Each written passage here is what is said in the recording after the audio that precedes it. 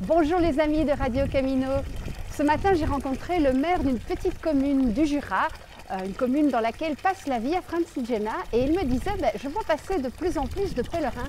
Comment est-ce que je pourrais faire pour rendre notre commune plus accueillante envers les pèlerins?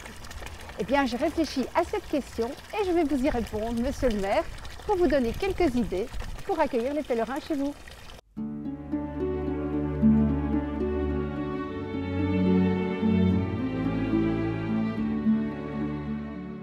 Tout d'abord, pourquoi est-ce qu'il faudrait rendre la commune accessible ou accueillante pour des pèlerins qui sont finalement un peu des espèces de vagabonds qui ne font que passer, qui vont peut-être acheter un pain et un saucisson, qui ne vont pas rendre la commune plus riche pour autant?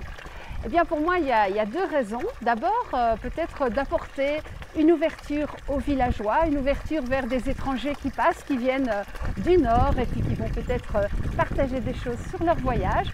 Peut-être aussi donner envie aux gens de la commune de continuer un chemin qui passe par chez eux.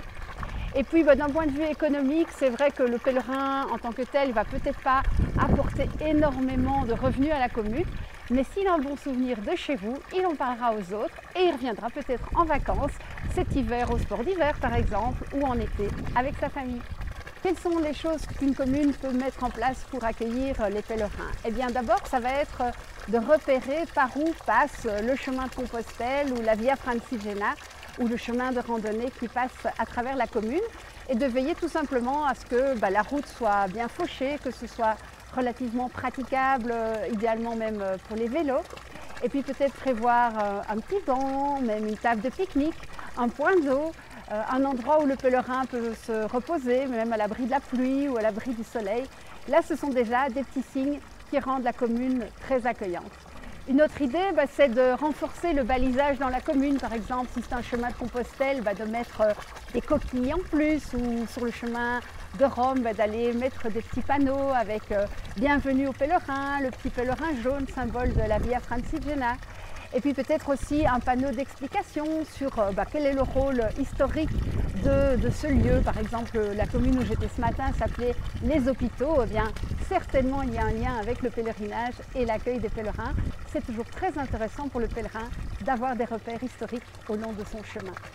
Ce qui va être encore plus chouette pour le pèlerin, c'est s'il trouve sur son chemin dans la commune peut-être une église ouverte avec un tampon, un petit registre de passage où il peut laisser un petit mot et une trace de son passage, ce qui va servir également pour avoir une idée du nombre de pèlerins qui traversent votre commune. Et puis le top du top, ce sont les communes qui ont prévu un petit endroit à l'abri du vent et de la pluie où on peut soit se reposer, soit même bivouaquer avec son propre matelas et un bon sac de couchage. Il n'y a pas besoin que ce soit un lieu aménagé comme un gîte, ça peut tout simplement être une petite aire de repos, une cabane, un abri, un porche d'église un petit peu fermé. Ça peut être aussi un lieu dont on va chercher la clé dans un petit bar ou dans un magasin et qui permet de passer la nuit sans nécessairement beaucoup de confort, mais vraiment en sécurité et à l'abri du vent et de la pluie. Pas besoin de douche non plus, il suffit d'avoir accès aux toilettes publiques ou à un point d'eau et c'est déjà très bien pour le pèlerin. Si vous faites ça dans votre commune, eh bien, soyez assurés que vous laisserez un très très bon souvenir aux pèlerins qui passent. Mais ce qui serait encore beaucoup plus important pour accueillir les pèlerins, eh bien, c'est de sensibiliser les citoyens de la commune au fait que leur village est traversé par un chemin de pèlerinage. Leur expliquer que ce ne sont pas des vagabonds, mais que ce sont des pèlerins. Et puis encourager les gens à venir vers le pèlerin, à lui dire bonjour, à lui poser des questions sur son chemin, parce que vous savez, ce qui va vraiment laisser un bon souvenir aux pèlerins qui passent, eh bien c'est tout simplement ces petits bonjours, ces sourires, ces questions sur notre chemin. Alors évidemment, ça peut aller jusqu'à offrir un café ou laisser un thermos devant une maison pour pouvoir se servir. Là, c'est vraiment le top du top, voire même avoir des gens qui accueillent bénévolement. Mais ça viendra petit à petit. Ce qui est vraiment important, eh bien, c'est qu'on aille l'un vers l'autre, les citoyens de la commune vers les pèlerins et les pèlerins vers les citoyens pour plus de fraternité, plus de rencontres, parce que c'est ça aussi le but des chemins de pèlerinage, c'est la fraternité entre tous les peuples. J'espère que je vous ai donné des idées pour aménager votre commune. Vous voyez que ce ne sont pas des choses qui coûtent nécessairement cher, mais qui demandent juste d'avoir envie, de mettre les gens ensemble. Et vous allez voir que pour les citoyens du village comme pour les pèlerins, ce sera une merveilleuse expérience dans la rencontre, dans l'ouverture.